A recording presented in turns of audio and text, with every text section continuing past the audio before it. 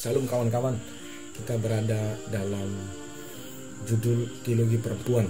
Kita akan masuk ke dalam bab 4, perempuan pada masa bapak-bapak leluhur Israel.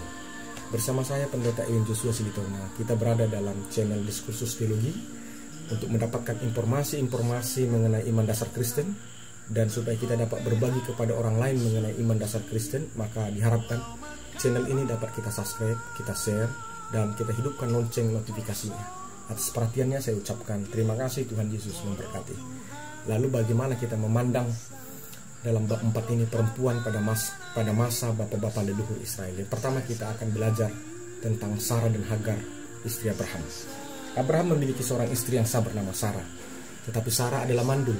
Akan tetapi Sarah memiliki seorang budak bernama Hagar, seorang Mesir, dalam Kejadian 16 ayat 1. Karena dorongan untuk memiliki keturunan, maka Sarah istri Abraham itu meminta Abraham untuk menghampiri Hagar budaknya agar memiliki anak. Kejadian 16 ayat 2. Lalu ketika Abraham menghampiri Hagar budak Sarah itu, maka hamil dan mengandunglah Hagar. Tetapi kehamilan Hagar itu membuat dirinya menjadi sombong dan memandang rendah tuannya Sarah yang mandul itu. Kejadian 16 ayat 4. Dan anak Hagar itu bernama Ismail dalam Kejadian 16 ayat 15. Dalam kacamata Sarah, sikap sombong Hagar itu adalah penghinaan baginya. Dan menurut Sarah, penghinaan dilakukan oleh budaknya Hagar adalah tanggung jawab Abraham. Sebab Abraham adalah suami sah dari Sarah, bukan suami sah dari Hagar, dalam Kejadian 16 ayat 5. Nampaknya Abraham tidak mau masuk dalam situasi yang dikondisikan oleh Sarah, di mana Sarah menghendaki agar Abraham bertindak keras terhadap Hagar. Dan Abraham justru mengatakan kepada istrinya, Sarah, bahwa Hagar itu adalah budaknya, dan Hagar itu berada dalam kekuasaannya. Maka hendaklah Sarah yang berbuat sesuai dengan apa yang dipandangnya baik kepada budaknya Hagar itu. Dan sejak itulah Sarah menindas Hagar, sehingga Hagar lari dan membawa anaknya dan meninggalkan tuannya, dalam Kejadian 16 ayat 6. Di sisi lain, Allah sudah berjanji kepada Abraham bahwa ia akan memiliki anak dari istrinya yang sah, yakni Sarah. Nah, ketika Allah datang mengunjungi Abraham untuk mengulangi janjinya kepada Abraham dan Sarah bahwa Sarah akan memiliki anak, kebetulan Sarah mendengar perkataan suaminya Abraham dengan Tuhan. Mendengar perkataan Tuhan itu, Sarah tertawa dalam hatinya, karena menurut Sarah perkataan Tuhan itu seperti sebuah lelucon baginya. Sebab menurut Sarah, bagaimana mungkin seorang perempuan yang sudah lanjut umurnya atau yang sudah mati haid atau menopause akan mengandung? Kejadian 18 ayat 11 sampai 12. Tetapi Tuhan tahu sikap Sarah itu, dan Tuhan merasa dilecehkan oleh sikap Sarah itu. Karena itu Tuhan berkata kepada Abraham, mengapa istrimu Sarah tertawa? Dan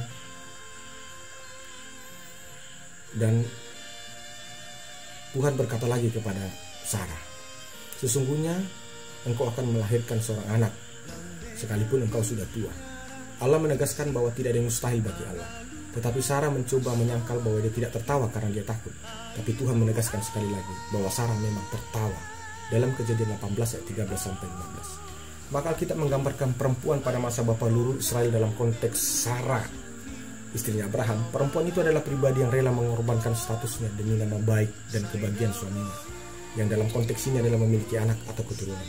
Di mana Sarah rela mengorbankan status resminya sebagai istri yang sah kepada budaknya untuk dihampiri suaminya Abraham demi memiliki anak. Akan tetapi di sisi lain, perempuan juga bisa lupa diri atau tinggi hati ketika dirinya melebihi orang lain, terkhusus dalam hal mampu hamil atau memberikan keturunan. Dan jelas sekali bagaimana Alkitab menggambarkan bahwa ada kecenderungan dari pihak perempuan kepada kompetisi atau pertarungan yang tidak sehat, sehingga berujung kepada tindakan kekerasan dan penindasan. Di sisi lain, Alkitab juga menggambarkan perempuan sebagai satu pribadi yang memiliki kecenderungan kepada hal-hal yang indrawi dan kepada hal-hal yang biologis ketimbang kepada hal-hal kuasa mujizat Allah. Di mana Sarah lebih percaya bahwa dirinya sudah tua dan tidak mungkin melahirkan, ketimbang percaya bahwa tidak ada yang mustahil bagi Tuhan. Di sisi lain, Alkitab juga menggambarkan bahwa perempuan adalah pribadi yang sulit mengakui kesalahannya atas apa yang diperbuat oleh perempuan itu, mungkin karena alasan takut. Itulah mengapa ketika Allah bertanya kepada Sarah, mengapa engkau tertawa Sarah? Sarah berkata, tidak, aku tidak ketawa. Tapi Tuhan berkata sekali, tidak, kau ketawa Sarah. Tetapi Sarah berkata, tidak. Jadi seolah-olah ada kecenderungan di dalam diri perempuan untuk tidak takut berbuat salah, tapi takut untuk mengakui salah. Tapi Alkitab tidak menekankan bahwa Allah marah atau murka atas sikap perempuan itu. Tetapi seolah-olah Allah mengerti dan memaklumi sikap perempuan itu, yaitu Sarah. Karena itu Allah tidak menghukum Sarah atas tindakan itu. Sekalipun dalam tindakan Sarah itu, secara sadar tidak sadar, ia sudah melecehkan Tuhan. Dan sekalipun Sarah tidak sadar dan secara tidak langsung, ia telah berusaha membohongi Tuhan dan menyangkal bahwa dia tidak tertawa. Kedua, kita akan belajar dari istri Lot. Alkitab menerangkan bahwa kota Sodom dan Gomora adalah kota yang sudah terlalu banyak melakukan dosa dan kejahatan di hadapan Tuhan. Dan oleh karena itu Tuhan Allah akan memusnahkan kota Sodom dan Gomora dalam Kejadian 19 ayat 13. Tetapi malaikat Tuhan itu berpesan kepada Lot dan keluarganya agar lari meninggalkan kota itu dan jangan melihat ke belakang agar nyawa mereka terselamatkan. Kejadian 19 ayat 17. Kemudian Tuhan memusnahkan kota Sodom dan Gomora dengan menurunkan hujan berang dan api dari langit yang memusnahkan segala yang hidup di kota Sodom dan Gomora. Kejadian 19 ayat 24. Tetapi istri Lot yang berjalan mengikuti Lot melanggar perintah itu, di mana istri Lot ternyata melihat ke belakang dan seketika istri Lot menjadi tiang garam. Kejadian 19 ayat 26. Nah, Alkitab memang tidak menerangkan secara spesifik apa alasan istri Lot sampai melanggar perintah Allah dan melihat ke belakang sehingga menjadi tiang garam. Akan tetapi teks Alkitab menerangkan dengan jelas bahwa kepergian Lot bersama keluarganya tanpa membawa apapun harta benda mereka dari rumahnya karena desakan hukuman Allah yang akan segera terjadi dan tidak bisa ditunda lagi. Kemungkinan besar istri Lot melanggar perintah Allah disebabkan kecintaannya kepada harta benda yang ditinggalkannya di rumahnya di Sodom dan Gomora, sehingga ia melanggar perintah Allah dan melihat ke belakang.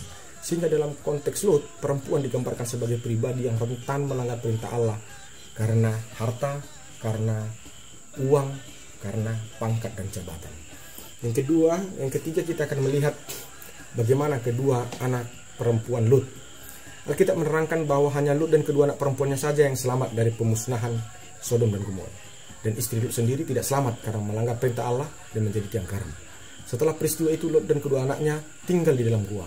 Alkitab tidak menerangkan nama dari kedua anak perempuan Lot, tetapi Alkitab mengkisahkan bagaimana kedua anak perempuan Lot ini melakukan kompromi agar menyambung keturunan bagi ayah mereka. Sebab dalam hemat kedua anak perempuan Lot itu, tidak akan ada laki-laki yang akan datang menghampiri mereka agar mereka bisa hamil untuk menyambung keturunan ayah mereka. Maka kedua anak perempuan Lot ini bersiasat memabukkan ayah mereka dengan anggur. Dan ketika ayah mereka telah mabuk anggur, maka mereka secara bergantian kakak beradik itu tidur dengan ayah mereka. Dan inilah hubungan incest atau hubungan seks saudara pertama sekali yang terjadi yang diceritakan Alkitab.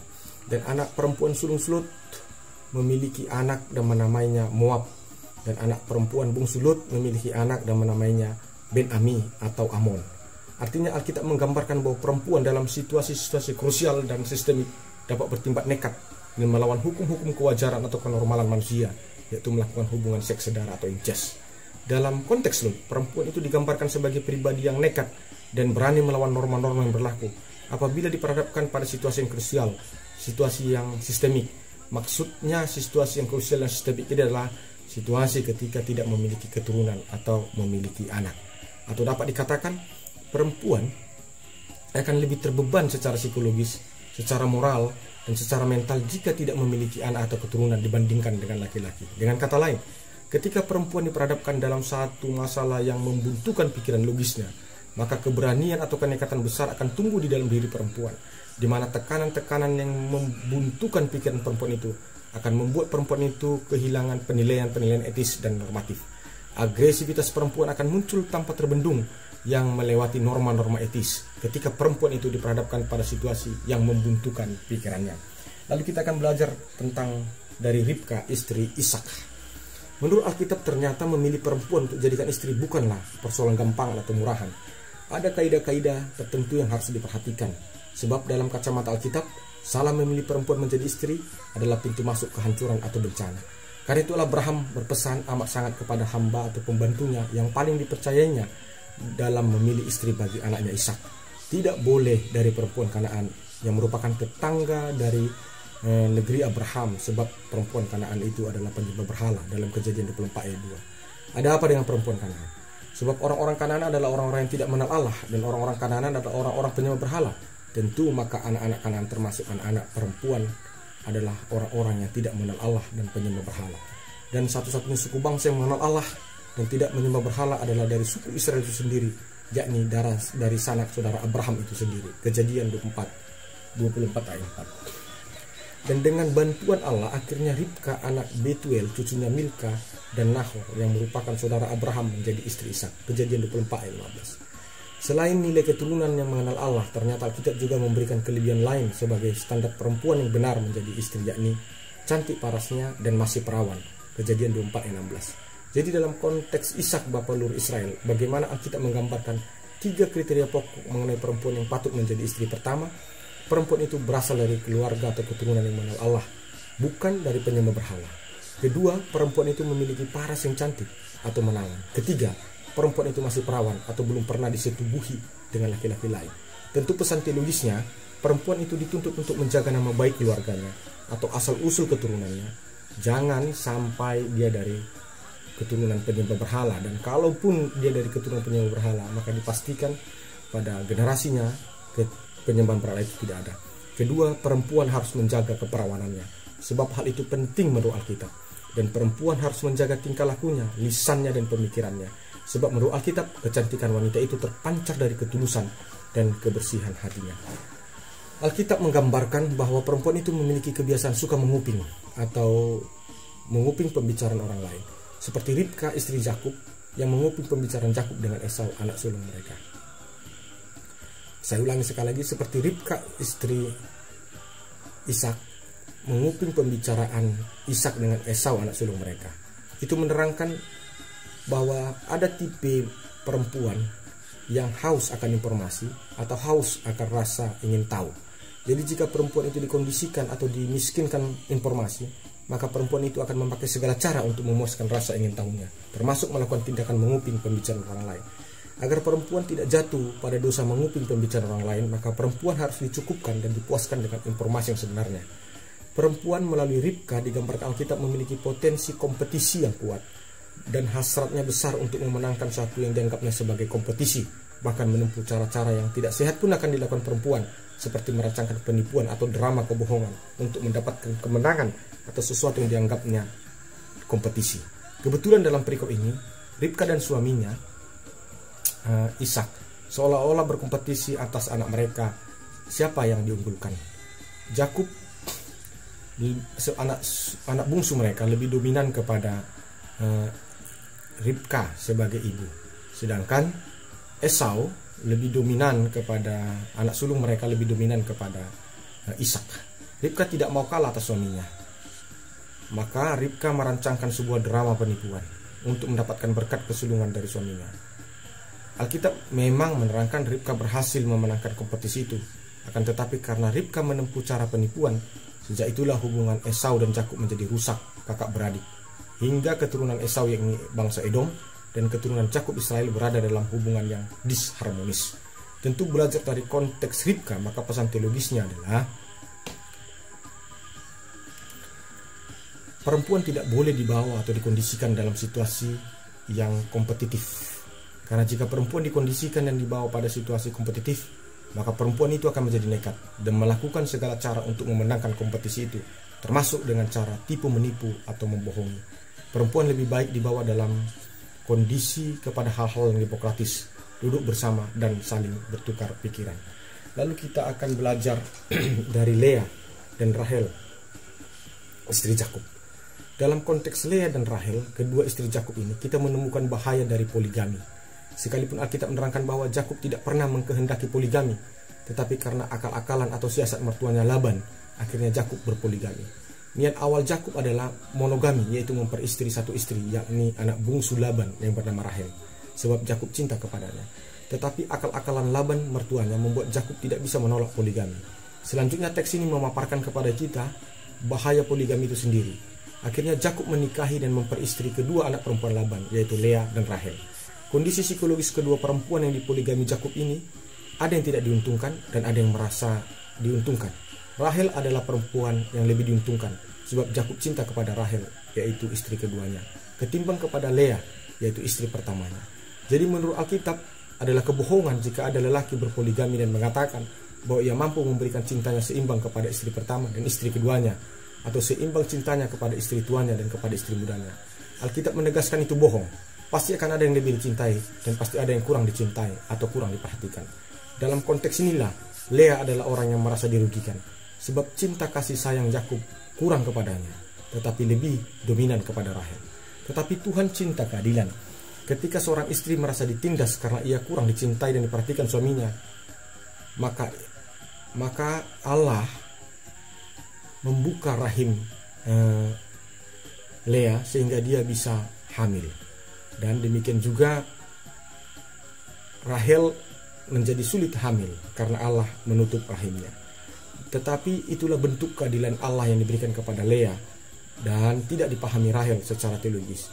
Justru keadilan Allah yang digunakan Allah membangkitkan kemarahan Rahel dan kecemburuannya. Dan benar saja, kecemburuan yang tidak terkontrol akan membuat perempuan itu tidak introspeksi diri dan condong menyalahkan orang lain dan memutarbalikkan kebenaran atau fakta sesungguhnya. Di mana Rahel menuduh bahwa Yakub yang seolah-olah mandul yang tidak mampu memberikan anak kepadanya. Hal itu membuat Yakub marah kepada Rahel, sebab Rahel lupa jika Yakub yang mandul, tentu Lea tidak mungkin bisa hamil. Karena Rahel terus memelihara gelora kecemburuannya, akhirnya Rahel rela berbagi suaminya Yakub dengan perempuan lain, yaitu Bilha yang menjadi budak Rahel, dengan harapan hasil seks Yakub dan Bilha budaknya memperoleh anak dan itu menjadi anak mereka. Sekalipun pada akhir kisah ini Allah juga membuka rahim Rahel sehingga dia mempunyai anak yang bernama Yusuf. Jadi terang benderang kecemburuan yang membara adalah akar yang akan mendorong perempuan bertindak nekat di luar dari kewajaran atau kelaziman. Tentu pesan teologisnya, perempuan harus mampu meredam dan memanajemen rasa cemburunya dengan baik dan benar. Lalu kita akan belajar yang keenam tentang Dina, anak perempuan Yakub. Yakub memiliki 12 anak laki-laki, tapi dia memiliki satu anak perempuan bernama Dina yang dilahirkan oleh Lea, istri pertama Yakub, kakak Rahel, istri kedua Yakub. Pada waktu itu mereka berada dan tinggal di negeri orang asing. Suatu hari Dina, anak sulung Yakub, dilihat oleh Sikem, anak raja negeri itu, di mana ayah Sikem bernama Hemor, orang Hewi. Lalu dengan pikiran pendek Sikem mencuri Dina dan memperkosanya. Setelah memperkosa Dina, ternyata Sikem hendak mempertanggungjawabkan perbuatannya dengan maksud akan menikahi dia. Sekalipun ada niat baik Sikem untuk menikahi Dina, tetapi cara Sikem untuk memperistri Dina sudah amat melukai dan mencemari dan menodai harga diri Yakub dan anak-anaknya sebagai umat pilihan Allah. Di mana Sikem memperlakukan Dina, anak perempuan mereka, seperti perempuan sundal atau pelacur. Teks ini menerangkan suatu niat baik akan menjadi hampa dan tidak berguna jika terlebih dahulu telah melukai, menodai dan mencemari harkat dan martabat manusia. Maka niat Sikem itu dijawab Yakub dan anak-anaknya dengan tipu muslihat. Lalu Yakub memberikan syarat tipu muslihatnya bahwa mereka akan menerima lamaran Sikem asal seluruh anak laki-laki di negeri itu disunat. Ketika Hemor raja itu menyetujui syarat itu, dan ketika semua laki-laki di negeri itu disunat dan dalam kondisi masih dalam kesakitan, maka kedua anak Yakub itu, Simeon dan Lewi, mengambil pedang dan membunuh semua laki-laki di negeri itu, termasuk Hemor dan Sikem, dan merampasi harta mereka dan mengambil Dina, adik perempuan mereka, dari rumah Sikem. Teks ini menggambarkan bahwa di dalam diri perempuan termaktub nama baik dan harga diri keluarga. Dengan kata lain, perlakuan yang salah dan kurang ajar kepada perempuan akan dapat membangkitkan perang yang besar dan berdampak pada pembunuhan dan pembantaian besar di satu daerah. Disinilah perempuan harus menyadari eksistensinya, bahwa harga diri dan nama baik keluarga itu termaktub di dalam dirinya, sehingga tindak tanduk perempuan juga akan menentukan apakah nama baik keluarga itu bersinar atau terlecehkan atau ternodai. Jadi dalam kisah Alkitab ini bukan isapan jempol belaka. Ada banyak kasus-kasus peperangan, pembantaian, konflik berdarah terjadi karena penodaan terhadap perempuan. Dan ini sekaligus menjadi warning global kepada setiap anak laki-laki. Sekalipun perempuan secara lahiriah dan lemah, tapi perempuan dapat memicu tragedi berdarah yang paling sadis dalam sejarah dunia ini. Yang ketujuh, kita akan belajar dari istri dan Jehuda. Tamar, istri dan Jehuda. Jehuda adalah anak Yakub dan istri pertama, dan Jehuda anak Yakub dari istri pertama Lea. Dan Jehuda adalah anak keempat dari keenam bersaudara yang dilahirkan oleh Lea, istri Yakub. Jehuda sendiri pergi merantau meninggalkan kampung halamannya di Yerusalem dan menikahi seorang perempuan Kanaan yang bernama Suah. Lalu Jehuda memiliki anak perempuan, lalu memiliki 3 orang anak, yaitu Onan dan Selah. Lalu anak bungsu Jehuda yang bernama menikah dengan seorang perempuan yang bernama Tamar. Tetapi karena melakukan apa yang jahat di mata Tuhan, maka berumur pendek dan ia mati tanpa memiliki keturunan. Sesuai tradisi mereka, yakni apabila seorang anak sulung mati tanpa keturunan, maka adiknya wajib mengambil janda abangnya untuk membangkitkan keturunan bagi abangnya. Maka Tamar menjadi istri Onan, adik Tetapi Onan bersikap picik. Dia tidak rela anak-anaknya akan meneruskan atau membangkitkan nama abangnya. Setiap kali Onan berhubungan badan dengan istrinya Tamar, Onan sengaja membuang maninya dengan maksud supaya jangan memberikan keturunan kepada kakaknya. Dan perbuatan Onan itu jahat di mata Tuhan, maka Onan pun berumur pendek seperti abangnya Tetapi karena anak ketiga Jehuda yang bernama Sela masih kecil, maka Jehuda berkata kepada Tamar, "Tinggallah sebagai janda di rumah ayahmu sampai anakku Sela menjadi dewasa." Jehuda sengaja menyuruh Tamar ke rumah ayahnya, sebab menurut Jehuda penyebab kematian kedua anaknya adalah karena Tamar, dan dia tidak pernah sungguh-sungguh memberikan anaknya ketiga Sela menjadi suami Tamar. Dalam konteks inilah, perempuan sering sekali menjadi korban fitnah dan pikiran negatif dari mertuanya, di mana Jehuda sebagai mertua tidak melakukan introspeksi atas kelakuan kedua anaknya, tetapi berpikir pendek dan menyimpulkan bahwa Tamar adalah penyebab kematian kedua anaknya. Padahal Alkitab jelas menerangkan, kedua anak Jehuda mati bukan karena dosa Tamar, tetapi karena kedua anak Jehuda itu melakukan apa yang jahat di mata Allah, sehingga Allah membunuh mereka atau mencabut nyawa mereka dan mempendek umur mereka. Inilah satu fakta Alkitab bahwa perempuan acap kali menjadi korban fitnah dan pikiran jelek akibat perbuatan suaminya yang jahat. Lalu meninggallah istri Jehuda yang bernama Suah.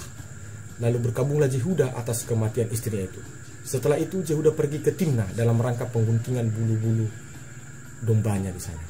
Tamar mengetahui hal itu. Lalu Tamar melakukan siasat, karena Tamar tahu bahwa Jehuda tidak punya niat memberikan anaknya Sela kepadanya untuk meneruskan keturunan kepadanya dan menyelamatkan wibawanya sebagai seorang istri dan sebagai seorang ibu. Maka Tamar mengganti pakaian jandanya. Dia berpakaian telekung dan berselubung dan duduk di pintu masuk menuju Timnah. Ketika dilanda kesepian karena ditinggal mati istrinya, ketika Jehuda melihat perempuan itu, Jehuda menyangka bahwa dia adalah perempuan Sunda. Karena Tamar menutupi mukanya, Jehuda menyampaikan maksudnya untuk menghampiri perempuan itu. Dan Jehuda bertanya kepada perempuan itu, "Apa yang bisa kuberikan jika aku menghampiri engkau?" Dan Tamar meminta jaminan, yakni cap matrai, kalung, dan tongkat Jehuda. Dan ketika Jehuda menghampiri perempuan itu, maka mengandunglah Tamar. Setelah itu Tamar mengganti pakaiannya dan memakai pakaian kejandanya lagi. 3 bulan kemudian terberitalah bahwa Tamar janda anak Jehuda itu telah hamil. Mendengar berita itu Jehuda marah, dan sesuai tradisi di situ perempuan yang dinikahi yang secara sah dan hamil dengan orang lain harus dihukum mati dengan cara dilempari dengan batu sampai mati atau dibakar hidup-hidup. Jehuda bermaksud membakar Tamar hidup-hidup. Tapi sebelum itu dilakukan, orang-orang bertanya, "Siapakah yang melakukan itu kepadamu?" Maka Tamar menjawab, "Si pemilik tongkat, kalung, dan cap matrai, itulah pelakunya." Akhirnya Jehuda sadar bahwa dia sudah diperdaya, dan hal itu dilakukan Tamar karena ia tidak mendapatkan haknya, yaitu mendapatkan keturunan dari anak Jehuda Sela yang tidak kunjung diberikan oleh Jehuda. Dan Tamar melahirkan 2 anak laki-laki kembar, satu bernama Peres dan satu lagi bernama Zerah. Dari kisah ini, maka dapat digambarkan bahwa perempuan itu lemah secara fisik dan lemah dalam adat istiadat dibandingkan laki-laki. Karena itu perempuan akan bisa lebih cerdik dan lebih picik atas laki-laki ketika hak-haknya sebagai perempuan dirampas. Selain itu perempuan akan selalu memegang apa yang dijanjikan seseorang, apalagi yang berjanji itu memiliki hubungan dengan dirinya. Dan perempuan bisa nekat dan berani berbuat apapun untuk menuntut janji itu, sekalipun dengan cara tipu daya. Jadi merampas hak perempuan dan tidak menunaikan janji penting atas perempuan, sama saja kita akan merubah perempuan itu menjadi sesuatu yang nekat, sesuatu yang berani dalam bertindak dan berbuat, termasuk dalam hal melakukan tipu daya. Jadi sekalipun perempuan itu lemah secara fisik dan posisinya kurang vital dalam adat istiadat, tetapi perempuan tidak boleh dipandang remeh dan sepele, sebab dalam kondisi tertentu perempuan dapat berubah menjadi alih strategi yang amat sangat mematikan. Yang ke-8 kita akan belajar dari istri Potifar dan Yusuf. Yusuf setelah dijual kakaknya, dan Potifar seorang kepala pengawal Raja Mesir membeli Yusuf sebagai budaknya.